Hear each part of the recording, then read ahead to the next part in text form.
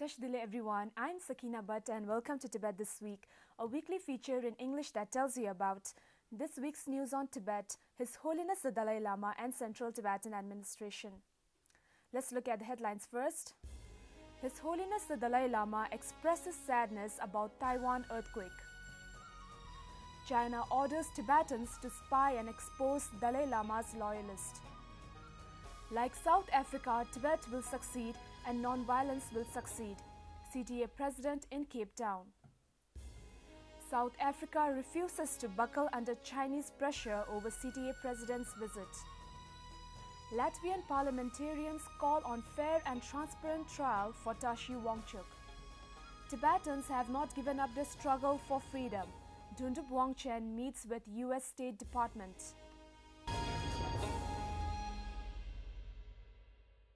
Earlier this month, His Holiness the Dalai Lama wrote to President Tsai Ing-wen of Taiwan expressing his profound sadness over the loss of life and extensive devastation caused by a strong earthquake that struck Hualien City on 6th February. His Holiness wrote, "I understand that every effort is being made to rescue the injured and provide relief to those affected by this tragedy. I offer condolences to Your Excellency and to the families who have lost loved ones." The government of Tibet Autonomous Region, currently under Chinese occupation, has proclaimed a guideline on how Tibetans should spy on each other and report their activities to the Public Security Bureau. The detailed guideline has particularly stated that the Tibetan public should provide information on the activities of what they labeled as criminal gangs connected to the separatist forces of the Dalai Lama.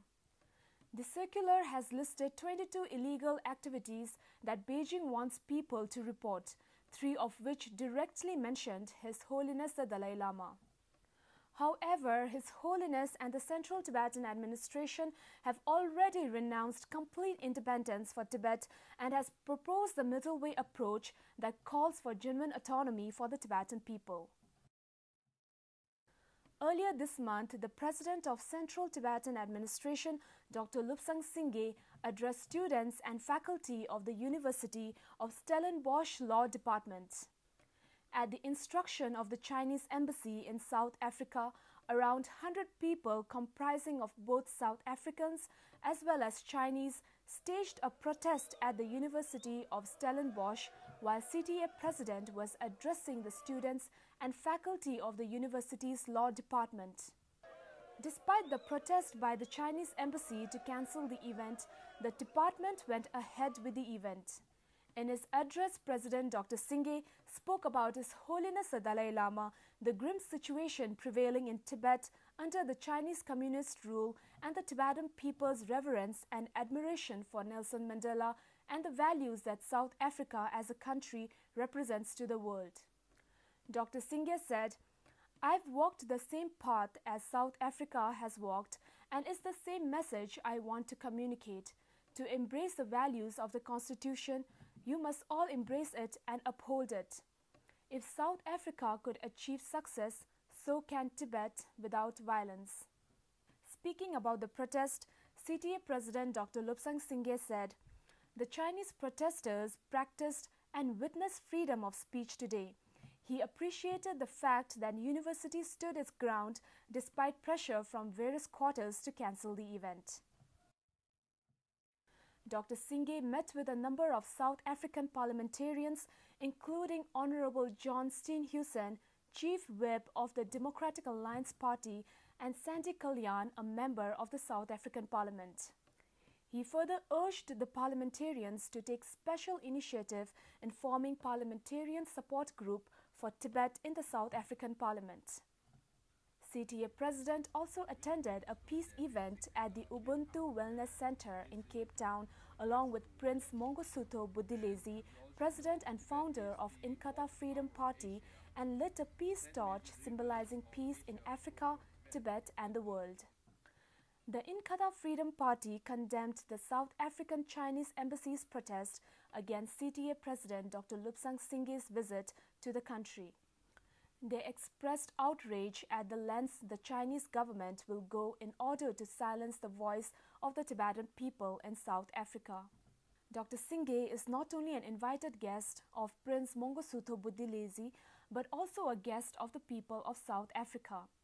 The Chinese embassy's actions only serve to reinforce the negative perceptions that people around the world hold as regards China's oppression of the people of Tibet, read the press release. Sandy Kalyan, a member of the South African Parliament from the country's largest opposition party, the Democratic Alliance, condemned China's opposition to the visit of Dr. Lobsang Singye to South Africa. She called on China to stop overstepping on South Africa's sovereign rights. On Wednesday last week, members of the Latvian parliament issued a joint statement on the case of Tashi Wangchuk, the Tibetan language advocate who faced a court trial on 4 January after remaining in detention for nearly 2 years. The statement was signed by 20 Latvian parliamentarians who called on China to ensure a fair and transparent trial of Tashi Wangchuk, while urging China to implement a judgment process that is consistent with international legal standards with the presence of observers at his trial.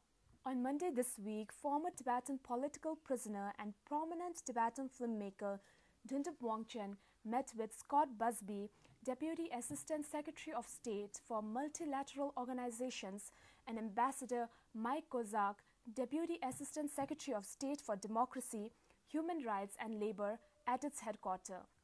According to reports, there was a great interest for Tibettv Wangchen's personal story and his view on the present situation in Tibet. Tibettv Wangchen assured them Tibetans in Tibet have not given up their struggle for freedom. The Office of Tibet, Washington, D.C. hosted a reception in honor of Tibettv Wangchen.